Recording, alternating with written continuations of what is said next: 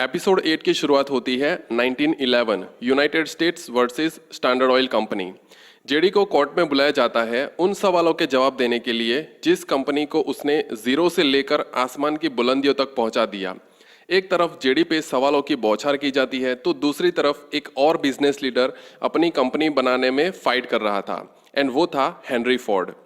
वो अपने Ford automobile startup के लिए एलम से पैटेंट्स की अप्रूवल के लिए जूझ रहा था ताकि वो कॉमन मैन के लिए अफोर्डेबल कार बना सके, क्योंकि उस वक्त हर कोई कार अफोर्ड नहीं कर सकता था और फोर्ड का फ्यूचर एलम के हाथों में था। फोर्ड ने अपनी पहली कार बनाई थी एट द एज ऑफ 33, लेकिन वो इतनी एफिशिएंट नहीं थी, इसलिए फोर्ड सेकंड मॉडल बनाता है जो मॉडर्न अमेरिकन के लिए सूटेबल था, लेकिन एलम के अप्रूवल के बिना वो सेल नहीं कर सकता था।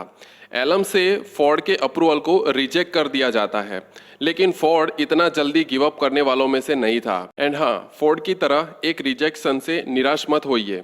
You also have to keep going after what you believe in, just like Henry Ford. अब उसके पास बस एक ही रास्ता था कि खुद की कार को बेटर साबित करना, इसलिए वो अमेरिका की सबसे बड़ी कार कंपनी को रेस के लिए चैलेंज करता है। फोर्ड का ओपोनेंट कंट्री का फेमस रेसिंग ड्राइवर था।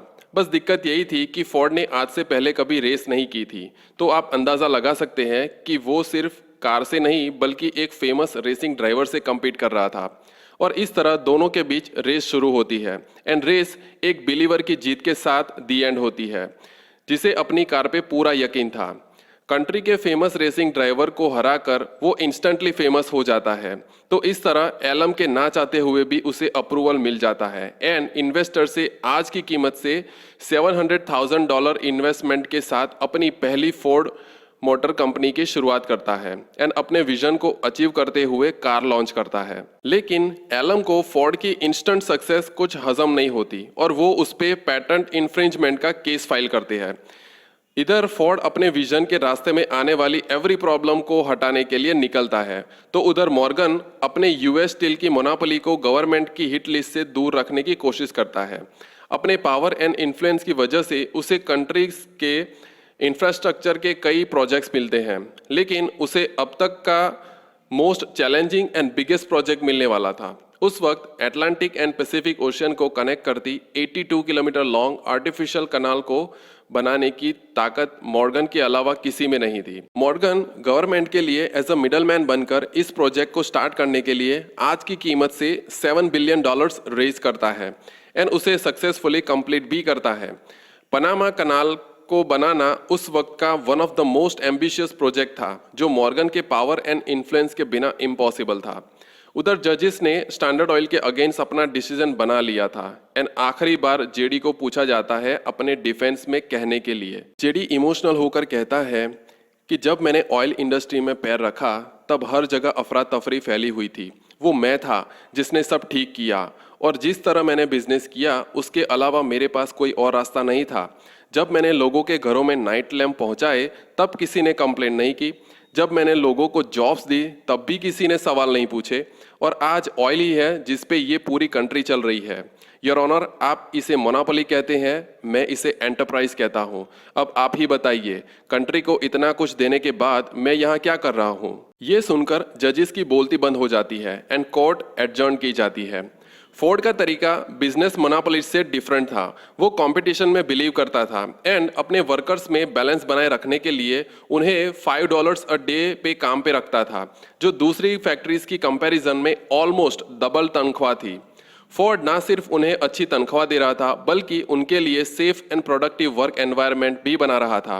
उसने सबसे पहली असेंबली लाइन की शुरुआत करके मैन्युफैक्चरिंग इंडस्ट्री में रेवोल्यूशन ला दिया था।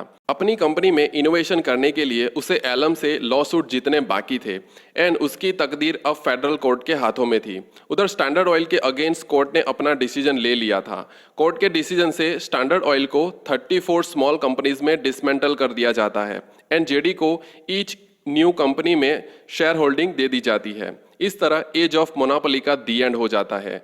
जेडी के कोर्ट में हारने के बावजूद भी वर्ल्ड हिस्ट्री में वो उस वक्त का सबसे अमीर इंसान था, जिसकी नेटवर्थ आज की कीमत से होती है $660 बिलियन।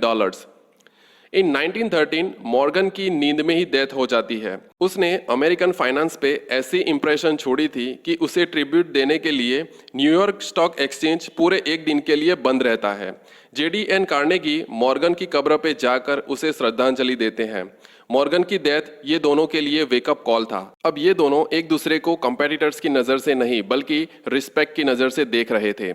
अपने शुरुआती दिनों में इन दोनों ने एक दूसरे से अमीर होने की रेस लगाई थी, लेकिन अपने आखिरी दिनों में वो एक और रेस लगाते हैं कि कौन सबसे ज्यादा चैरिटी करता है। कार्नेगी आज की कीमत से $67 बिलियन चैरिटी में देता है, जिसे एजुकेशन एंड 2500 लाइब्रेरीज बनाने के लिए America and across the globe donate किया जाता है।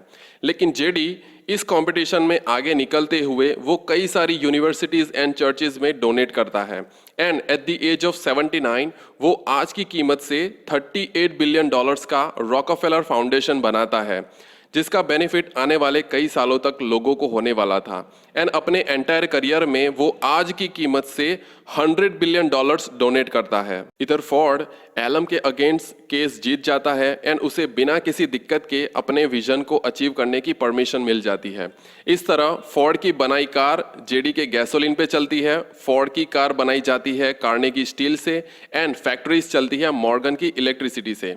अगर आपने इस पूरी सीजन को देखा है तो शायद आपको लगेगा कि इन चारों ने अनफेयर बिजनेस मोनोपोली से कंट्री पे राज किया, लेकिन आपको ये चीज़ भी माननी पड़ेगी कि इन चारों के ग्राउंड वर्क के बिना अमेरिका इतना आगे नहीं बढ़ पाता। शायद आप इन्हें ग्रीडी बिजनेसमैन मानो, लेकिन उनके लिए बिजनेस एक गेम की तरह थी और वो इस गेम को ऐसा खेले कि दुनिया देखती रहेगी। मोनोपोलीज का दी एंड होना ये साबित करता है कि इस दुनिया में सब कुछ पॉसिबल है अगर हम सब साथ मिलकर काम करें तो। इस तरह अमेरिका पहले से भी और पावरफुल एंड प्रॉस्पेरस बन जाता है। ये कहानी हमें सिखाती है कि कोई भी कंट्री ताकतवर नहीं होती, उसे बनानी पड़ती है। इसीलिए इस सीजन को नाम दिया है the man who built America. तो ये स्टोरी थी dreamers, believers, innovators and achievers की, जिन्होंने अपने ड्रीम्स के बीच में आने वाली एवरी प्रॉब्लम को फेस किया। अगर इन चारों में कोई चीज़ कॉमन थी तो वो थी फ्यूचर को इमेजिन करने की एबिलिटी एंड उस पर मैसिव एक्शन लेने की। तो उम्मीद है कि आप इस सीजन से कुछ इंपॉर्टेंट लेसन सीख पाए होंगे। And like this 4 legends, never ever give up on your dreams. तो मिलते हैं अगले वीडियो में, but till then keep learning, keep going.